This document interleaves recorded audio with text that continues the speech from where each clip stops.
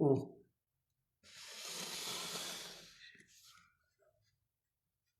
আসসালামু আলাইকুম ওয়া রাহমাতুল্লাহি ওয়া বারাকাতুহু। আলহামদুলিল্লাহি রাব্বিল আলামিন ওয়াল আকিবাতু লিল মুত্তাকিন ওয়াস সালাতু ওয়াস সালামু আলা আশরাফিল আমবিয়াই ওয়াল মুরসালিন নবিয়িনা মুহাম্মদ ওয়া আলা আলিহি ওয়া সাহবিহি ওয়া মান তাবিআহুম বিইহসানিন ইলা ইয়াউমিদ্দিন। আম্মা বা'দ। সম্মানিত দর্শক ও শ্রোতা মণ্ডলী, আপনাদেরকে জানাই ঈদের শুভেচ্ছা ও অভিনন্দন। মাহে মুবারক রমজান অতিবাহিত হওয়ার পরে আমরা ঈদ উদযাপন করছি। সৌদি আরবে ঈদ উদযাপন হয়ে গেছে আজকে, আলহামদুলিল্লাহ। তো আপনাদেরকে জানাই ঈদের আন্তরিক শুভেচ্ছা। মাশাআল্লাহ মাশাআল্লাহ, তাকাব্বালাল্লাহু মিন্না ওয়া মিনকুম, কুল্লু আম ওয়া আনতুম বিখাইর। আল্লাহ আপনাদের আমাদের সবার পক্ষ থেকে নেক আমলগুলা কবুল করেন। তো এই শুভেচ্ছা বিনিময় সাহাবায়ে কেরাম একজন আরেকজনকে করতেন, সেখান থেকেই আমরা ওই নীতি অনুযায়ী আমরা এই শুভেচ্ছা দেব। তো আপনাদেরকে আমার অভিনন্দন জ্ঞাপন করছি। তো আসলে যারা আমরা এখন রমজান অতিবাহিত করেছি, আল্লাহ শুকরিয়া আদায় করি যে আল্লাহ রাব্বুল আলামিন আমাদেরকে মাশাআল্লাহ সুন্দরভাবে এই রমজানকে উদযাপন করার তৌফিক দান করেছেন। যারা এই রমজানের গুরুত্ব ফজিলত বুঝে আমরা যথাযথভাবে ইবাদত বান্দেগি করতে পেরেছি এই মাহে মুবারক রমজানে, সলাতের মাধ্যমে, সিয়ামের মাধ্যমে, কিয়ামের মাধ্যমে, তেলাওয়াতের মাধ্যমে, দোয়া, জিকির, দান, খয়রাত, উমরা, যত সৎ আমলের মাধ্যমে তো আর আল্লাহ শুকরিয়া আদায় করি। তার আল্লাহ বলছেন লাইন শাকারতুম লাজিদান্নাকুম, শুকরিয়া আদায় করলে আমি বাড়িয়ে দেব। তো এই আমল করতে পারা এটা একটা নেয়ামত, সবাই করতে পারে না। যারা করতে পেরেছি তারা সত্যিকার সৌভাগ্যবান। তো এটা আল্লাহ বাড়িয়ে দিতে চেয়েছেন। তো বাড়িয়ে দেওয়া তাহলে কি হবে, যে আমরা আরো বেশি সৎ আমল করতে পারবো। তো এটা আমাদের আরো এটা ধরে রাখতে হবে আরো। কিন্তু যারা এখনো অলস অলস জীবন যাপন করেছেন রমজান পেয়েও, তাদের প্রতি উদাত্ত আহ্বান জানাবো, তোবার দরজা সদা খোলা আছে, আলহামদুলিল্লাহ। তো আমরা ফিরে আসি আল্লাহর দিকে, আল্লাহমুখী হই, আল্লাহ যেন কবুল করেন। তো আমি বিশেষ করে ঈদের শুভেচ্ছা জানানোর জন্য আজকে আপনাদের সামনে এসেছি। তো যারা এখনো জাকাতুল ফিতরা আদায় করি নাই, বিশেষ করে বাংলাদেশ এবং বাংলাদেশের সাথে অন্যান্য আরো পূর্বের দেশগুলা, তাদেরকে অনুরোধ করব তারা জাকাত ফিতর বা ফিতরা আদায় করে দেন। ফিতরা আদায় করা প্রত্যেক মুসলিমের উপরে ফরজ।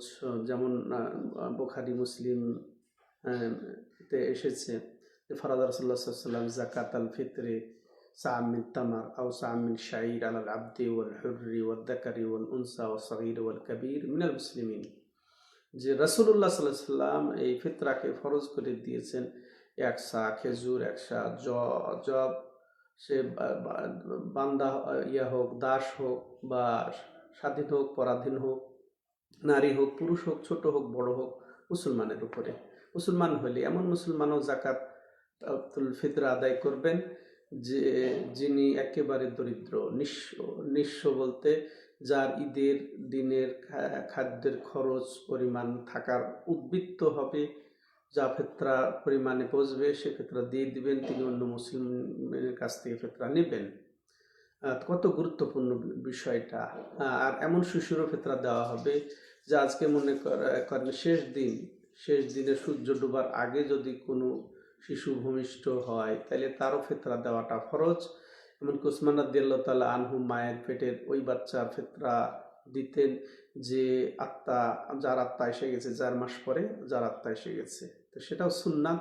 আর ভূমিষ্ঠ হয়ে গেলে এটা ফরজ হয়ে যায় সবার উপরে, মুসলিম হলে সবার উপরে ফরজ হয়ে যায়। এমনকি কেউ যদি সূর্য ডোবার পূর্বে বিবাহ করে তার স্ত্রীর উপরে তার ফিতরা আদায় করা ফরজ হয়ে যায়। তেমনইভাবে মনে করে কেউ যদি আবার মারা যায় সূর্য ডোবার পূর্বে, তার ফিতরা আবার ফরজ হয় না। তো এই আর দেব কেন, যে রাসূলুল্লাহ সাল্লাল্লাহু আলাইহি সাল্লামের যেটা বিধান সেটা কি, যে যেমন আব্দুল্লাহ ইবনে আব্বাস রাদিয়াল্লাহু তাআলা আনহু বলছেন ফারাদা রাসূলুল্লাহ সাল্লাল্লাহু আলাইহি ওয়াসাল্লাম যাকাতাল ফিতরে তুহরাতান লিস-সায়িমি মিনাল লাগwi ওয়ার রাফাস ওয়া তু'মাতান লিল মাসাকিন। রাসূলুল্লাহ সাল্লাল্লাহু আলাইহি সাল্লাম ফিতরাকে ফরজ করে দিয়েছেন যে এটা রোজাদারদের জন্য পবিত্রকরণ কাফফারা হয়ে যাবে, রোজা অবস্থায় যে ভুল ত্রুটি হয়ে থাকে তার মোচন হবে। আর তুমাতালিল মাসাকিন, আর এটা মিসকিনদের জন্য খাদ্য স্বরূপ হবে। তো মিসকিনদের জন্য খাদ্য স্বরূপ হবে, এটা আসলে খাদ্য স্বরূপ, এটা যে পোশাক আশাক স্বরূপ এটা কিছু বলা হয় না, অন্য কিছু বলা হয় নাই। তুমাতালিল মাসাকিন এটার দ্বারাই প্রমাণ হয় যে এটা খাদ্য। তো রসুল্লাহ সাল্লামের জামানায় খাদ্যই দেওয়া হতো, সাহাবে কেরাম খাদ্য দিতেন। যেমন বুখারী মুসলিমে এসেছে, যেটা আবু সাইদ খুদরি রাদিয়াল্লাহু তাআলা আনহু বর্ণনা করেছেন যে কুন্না নুখরিজু যাকাত আল ফিত্রে মিন রমাদান সাম মিন তুআম, যে আমরা রাসূলুল্লাহ সাল্লামের জামানায় ফিতরা আদায় করতাম সে থেকে এক সা খাদ্যদ্রব্য থেকে, এক সা খাদ্য থেকে। এরপরই হাদিসে আছে আও মিন তামার আও শাইর আও জাবিব আও আকিদ, এগুলো যে আছে এগুলো ব্যাখ্যা যে তখনকার খাদ্য ছিল সে খেজুর, জব, তারপরে পনির, কিশমিশ, এগুলো ছিল খাদ্যদ্রব্য। তো তখনকার যেটা খাদ্য সেটা তারা দিতেন। এখনকার আমাদের যা খাদ্য সেটা আমরা দেব, আমাদের খাদ্য চাউল, আমরা চাউল দিয়ে ফিতরা দেব, এটাই স্বাভাবিক। তো যারা ফিতরা দেন নাই তারা দিয়ে দেন, যারা অতিরিক্ত আগে দিয়েছেন তাদেরকে বলবো আবার দেন। ফিতরার জায়েজ সময় হচ্ছে যে ঈদের মাঠে যাওয়ার 1 দিন 2 দিন, অতিরিক্ত 3 দিন দিতে পারেন, যেটা আব্দুল্লাহ ইবনে উমর রাদিয়াল্লাহু তাআলা আনহুমা থেকে বর্ণিত যে তিনি 1 দিন 2 দিন এমনকি 3 দিনের কথা এসেছে যে তিনি ফিতরা পাঠিয়ে দিতেন, যারা ফিতরা কালেকশন করতো তাদের কাছে 2 দিন 3 দিন আগেও পাঠিয়ে দিতেন। তাতে বোঝা গেল 2-3 দিন অতিরিক্ত, যেমন 28, 29, 30, 28-এ দিতে পারেন আপনি, তাহলে 3 দিন হলেও চলবে।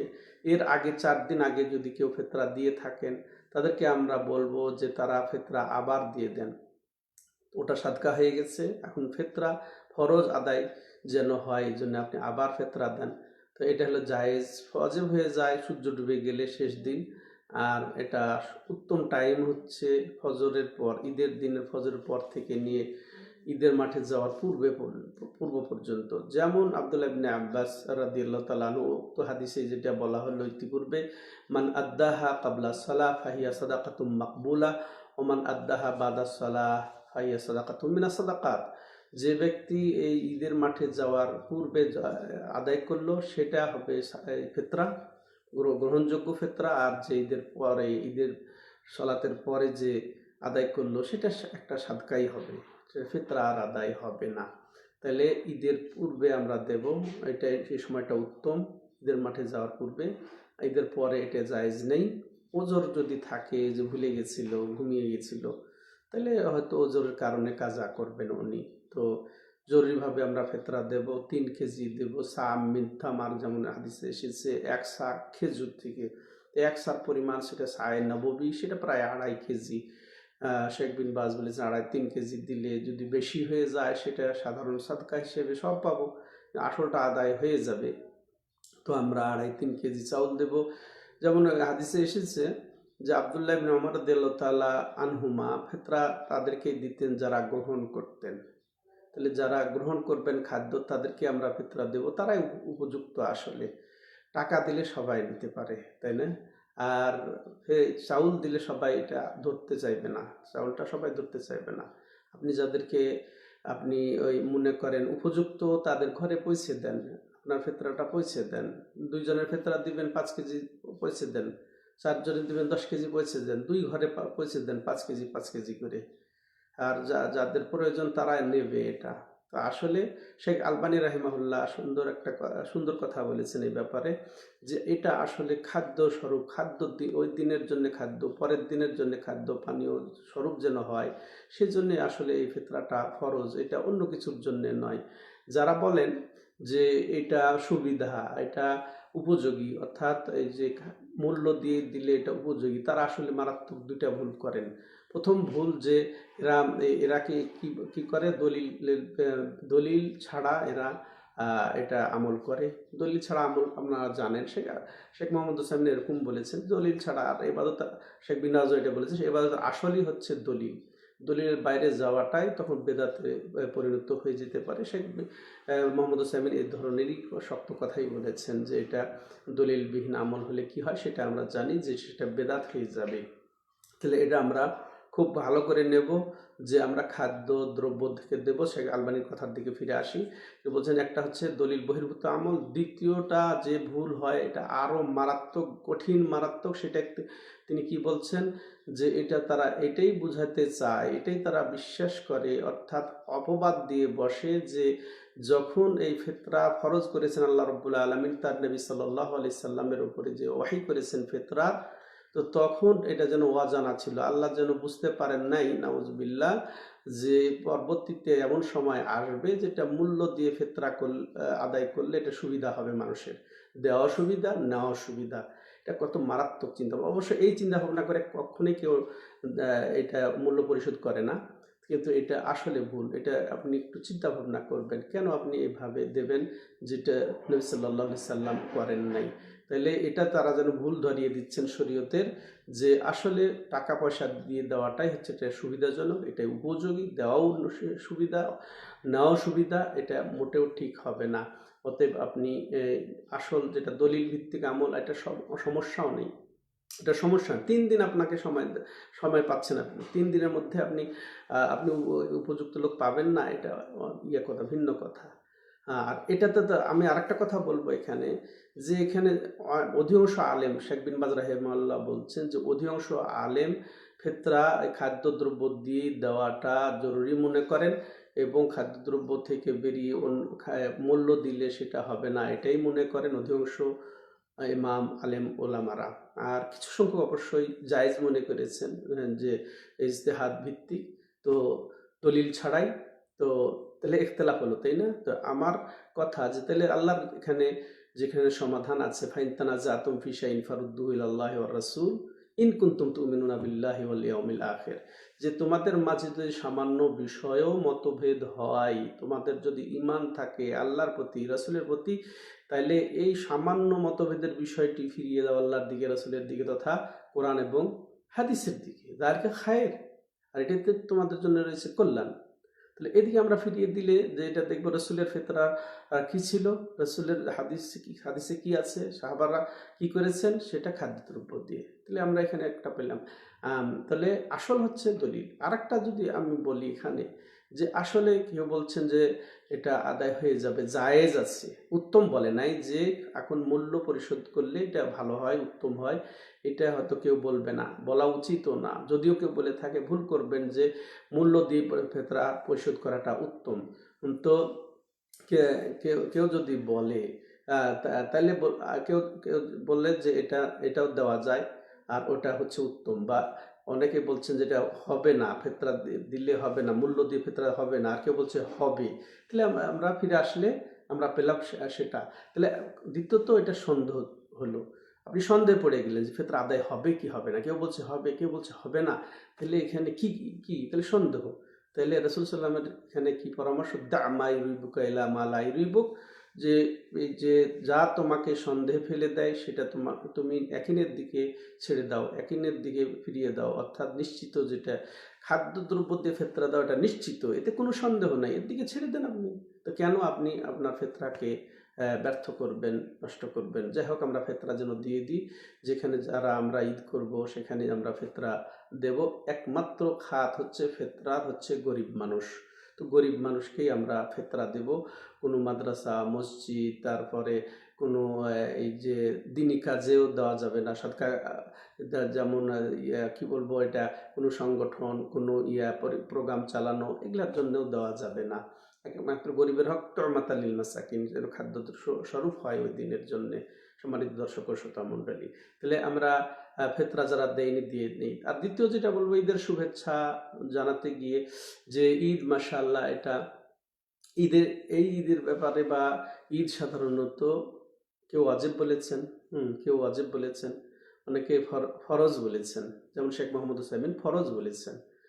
ফরজ বলার তার কারণ হচ্ছে তিনি দলিল দিচ্ছেন যে যেহেতু রাসূলুল্লাহ সাল্লাল্লাহু আলাইহি সাল্লাম নারীদেরকেও ঈদের মাঠে যাওয়ার জন্য নির্দেশ দিয়েছেন, এমনি তাকে জামাতের জন্যে, জুমার জন্যে, 5 ওয়াক্ত সালাতের জন্য নির্দেশ দেন নাই, কিন্তু ঈদের মাঠে যাওয়ার জন্য তিনি নির্দেশ দিয়েছেন। শুধু এটাই নয়, যেমন উম্মে আতিয়া রাদিয়াল্লাহু তাআলা আনহা ওয়া আরদাহা ইনি বলছেন যে যে আমার আনা রাসূলুল্লাহ সাল্লাল্লাহু আলাইহি ওয়াসাল্লাম আন নাখরুজা ইলাল মুসাল্লা, যে রাসূলুল্লাহ সাল্লাম আমাদেরকে নির্দেশ দিয়েছেন যে আমরা যেন ঈদের মাঠে বের হয়ে যাই এবং নুখরিজ বা বা বের করি আমরা বা বের হই আমরা কি এমন কি ওই ঋতুবতী মাসিক, মাসিক স্রাব আসা মহিলারাও যেন বের হয়, তাদেরকেও যেন বের করি।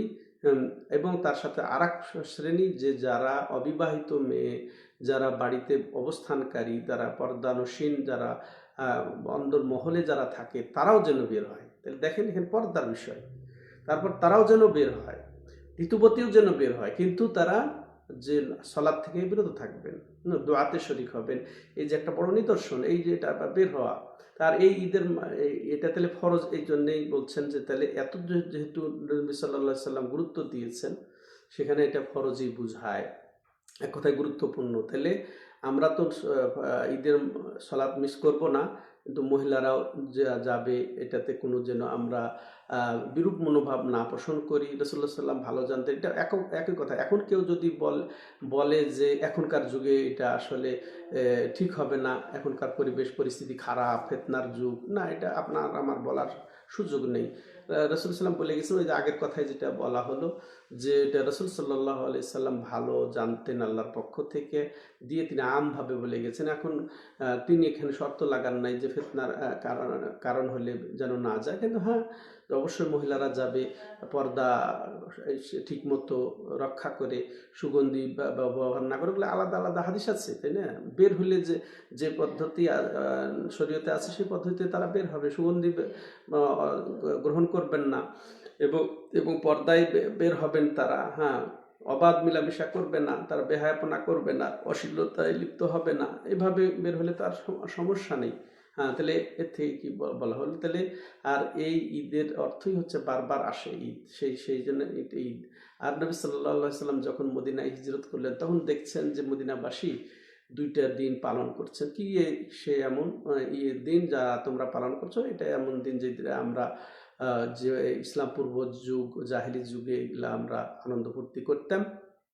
রাসূলুল্লাহ সাল্লাল্লাহু আলাইহি সাল্লাম বলেন, এই 2 দিনের পরিবর্তে তোমাদেরকে আল্লাহ উত্তম 2 দিন দান করেছেন, সেটা হচ্ছে ঈদুল ফিতর, ঈদুল আযহা। তাহলে তিনি ওই যে খেলাধুলা, আনন্দ, এটাকে সমর্থন করেছেন। তাহলে ঈদের দিন খেলাধুলা, আনন্দ ফুর্তি ও শরীয়ত সম্মতভাবে এটাও মাশাআল্লাহ জায়েজ আছে, বৈধ আছে, এটাও করা উচিত। ঈদগাহে সালাত পড়াটাই আসল। নবী সাল্লাল্লাহু আলাইহি সাল্লাম বের হয়েছেন মুসাল্লার দিকে, তাহলে এটাই হচ্ছে আসল। কিন্তু ওজোর বশত জুমা মসজিদে ঈদ পড়া হবে, সমস্যা নেই।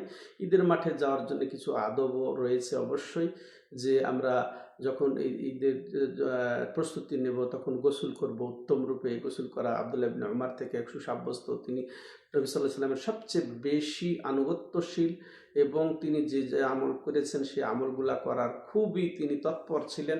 তো তিনি উত্তম রূপে গোসল করতেন এবং তেমনইভাবে উত্তম পোশাকও তিনি পরতেন। সেটা আমাদের সুন্নত, আমাদের জন্য ভালো হবে যে আমরা উত্তম পোশাক করব। আরও সুন্নতের অন্তর্ভুক্ত হচ্ছে যে এই ঈদুল ফিতরে বেজোড় সংখ্যক খেজুর খেয়ে বের হওয়া।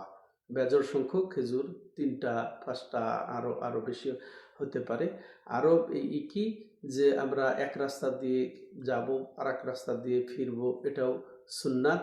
সম্মানিত দর্শক ও শ্রোতা মণ্ডলী, তো এই মোটামুটি সুন্নত। আর ঈদের সালাত 2 রাকাত, ঈদের সালাত 2 রাকাত। তো প্রথম রাকাতে নবী সাল্লাল্লাহু আলাইহি সাল্লাম সূরা ফাতিহার পরে সাব্বিহ ইসমা রাব্বিকাল আলা পড়েছেন। দ্বিতীয় রাকাতে ফাতিহার পরে হাল আতাকা হাদিসুল গাশিয়া পড়েছেন। তারপরে আরও অন্য বর্ণনায় এসেছে যে প্রথম রাকাতে সূরাতুল কাফ পড়েছেন, তার দ্বিতীয় রাকাতে তারাবাতিস সাআ পড়েছেন। তো এরকম আমরা কখনো এই সুন্নতের উপরও আমল করতে পারি। তিনি 7 তাকবীরে এই প্রথম রাকাত আদায় করেছেন, 5 তাকবীরে তিনি দ্বিতীয় রাকাত আদায় করেছেন। এটা তাহলে আমরা এভাবে আদায় করব। আর প্রতি তাকবীরে তিনি হাত উঠিয়েছেন, এটাও হাদিস দ্বারা সাব্যস্ত। সম্মানিত দর্শক ও শ্রোতা মণ্ডলী, আসেন, লম্বা হয়ে গেল। তো শেষ কথা যেটা আমি বলবো, তৃতীয় পয়েন্ট, প্রথম পয়েন্ট আমরা বললাম যে রমজানের আমলটা আমরা যেন ধরে রাখি, অব্যাহত রাখি, আমরা যেন অটল থাকি, আল্লাহর শুকরিয়া আদায় করি। আল্লাহর শুকরিয়া আদায় যখন আমরা পরবর্তীতে এই আমল কন্টিনিউ করব, ধারাবাহিকতা বজায় রাখবো। দ্বিতীয়ত বললাম ফেতরা সম্পর্কে আমরা যেন সচেষ্ট হই, ফেতরা যেন আমরা সবাই আদায় করি, সব ধরনের মুসলমান, গরিব, ধনী, ছোট বড়, নারী পুরুষ, মুসলমান দাস আর স্বাধীন, সবাই যেন ফেতরা আদায় করি, এটা আমরা বুঝলাম। এবং খাদ্যদ্রব্য দ্বারা ফেতরা দেব, এটাও আমরা জানলাম দলিল ভিত্তিক। 3 কেজি বা 2.5 কেজি ফেতরা খাদ্য দেব, এটাও বুঝলাম। সময়ে দেব আমরা, অতিরিক্ত আগে দেব না, ঈদের আগে দেব, এটাও আমরা বুঝলাম। এরপরে লাস্টে যেটা আমি বলতে চাই যে রমজান শেষ হয়ে গেছে, এখন ঈদ আর উদযাপন করার পরে আমাদের জন্য যেটা জরুরি সেটা হচ্ছে রমজানের কাজা আদায়, রমজানের কাজা আদায় করা। যাদের রমজানের সিয়াম ছুটে যায় মুসাফির হওয়ার কারণে বা অসুস্থতার কারণে, বিশেষ করে নারী সমাজের যে ছুটে যাওয়া, এটা স্বাভাবিক মাসিক হওয়ার কারণে, তো তাদের প্রতি উদাত্ত আহ্বান জানাবো দ্রুত ঈদের পরে এই কাজাগুলা আদায় করে নেওয়া। কারণ মানুষ জানে না যে তার কি ঘটতে পারে, তো এই কাজা থেকে আরও অসুস্থ হয়ে যেতে পারে বা মৃত্যু হতে পারে, এটা যেন না হয়।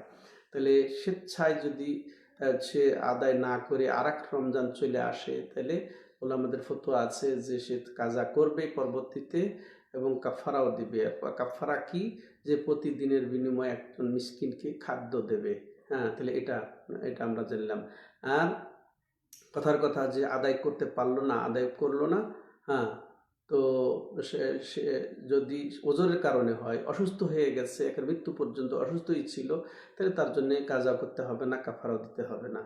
আর যদি ওজর ছাড়াই এইভাবে সেই এটা করে আদায় না করে, তাহলে এমত অবস্থায় যদি মরে যায়, তাহলে তার আত্মীয়রা তার পক্ষ থেকে কাজা আদায় করে দেবেন। এটা হলো আমাদের ফতোয়া। সম্মানিত দর্শক ও শ্রোতা মণ্ডলী, আসেন তাহলে আমরা কাজা যারা করব তারা ধারাবাহিকভাবেও কাজা আদায় করতে পারি বা ভেঙে করতে পারি। এরপরে শাওয়াল মাস আসছে, শাওয়াল মাসে আমরা সিয়ামকেও ভুলবো না, যে আমাদের সলাদকে যথাযথভাবে আমরা হেফাজত করব। সিয়াম ফরজ অতিবাহিত হয়ে গেলেও আমরা নফল সিয়াম ছাড়বো না। রাসূলুল্লাহ সাল্লাল্লাহু আলাইহি ওয়াসাল্লাম কি বলেছেন? মান সামা রমাদানা থুম্মা আতবাহু সিত্তাম মিন শাওয়াল কানা কাসিয়ামিদ দাহর, যে হাদিসটি মুসলিম শরীফে এসেছে, যে ব্যক্তি রমজানের সিয়াম পালন করার পরে যে 6টি শাওয়াল মাসের সিয়াম আদায় করে নিল, সে যেন সারা বছর সিয়াম রাখলো। স্পেশাল অফার, কেন আমরা এই সুবর্ণ সুযোগ ছাড়বো? তো আমরা সেটাও পূর্ণ করব। এটাও যে ঈদের পরে ধারাবাহিকভাবে রেখে নেওয়া যেতে পারে। আর যদি কেউ আমরা রাখি যে ভেঙে, তাতেও কোনো সমস্যা নেই। তো এটা আমরা করব। এক কথায় আমরা সৎ আমলে আমরা অটল থাকবো, আমরা ছেড়ে দিব না। আমরা আসলে যেহেতু মৌসুমের পূজারী ছিলাম না, রমজানের ইবাদতকারী ছিলাম না, আল্লাহর ইবাদতকারী ছিলাম। ওয়াবুদ রব্বাকা হাত্তা ইয়াতিয়াকাল ইয়াকিন, আল্লাহ এটাই বলেছেন, তুমি তোমার রবের ইবাদত করে যাও মৃত্যু পর্যন্ত। নাকি রমজান পর্যন্ত ভাইরা? না। তাহলে শেষ কথা, আবার সবাইকে শুভেচ্ছা জানাই, ঈদের অনাবিল শুভেচ্ছা এবং অভিনন্দন জানিয়ে শেষ করতে চাচ্ছি। তাকাব্বালাল্লাহু মিন্না মিনকুম সালিহাল আমাল। আল্লাহ আমাদের আপনাদের সব্বার নেক আমলগুলা কবুল এবং মঞ্জুর করেন। আমাদের সলাদগুলা, আমাদের কিয়ামুল লাইল, তারাবি, হ্যাঁ, তারপরে সিয়াম, তেলাওয়াত, দোয়া, জিকির, উমরা, আল্লাহ যেন তার দয়াতে কবুল এবং মঞ্জুর করেন। আমাদের গুনাহ খাতাগুলা মাফ করে দেন, আমাদেরকে যেন একেবারে মাসুম হিসেবে কবুল করে নেন রমজানোত্তর। আল্লাহ সকল মুমিন মুসলমানদেরকে হেফাজত করেন। ফিলিস্তিনি ভাইদেরকে বিশেষ করে আল্লাহ রাব্বুল আলামিন হেফাজত করেন। যারা তাদের বিরুদ্ধে লড়াই করে যাচ্ছে, তাদেরকে হত্যা করছে, তাদেরকে জুলুম করছে, জুলুমের পর জুলুম করছে, আল্লাহ তুমি তাদেরকে ধ্বংস করে দাও, তাদেরকে উঁচু শিক্ষা দান করো। তাদেরকে আল্লাহ রাব্বুল আলামিন এমন কিছু দেখাও তাদের মধ্যে, যাতে আমাদের অন্তর জুড়িয়ে যায়।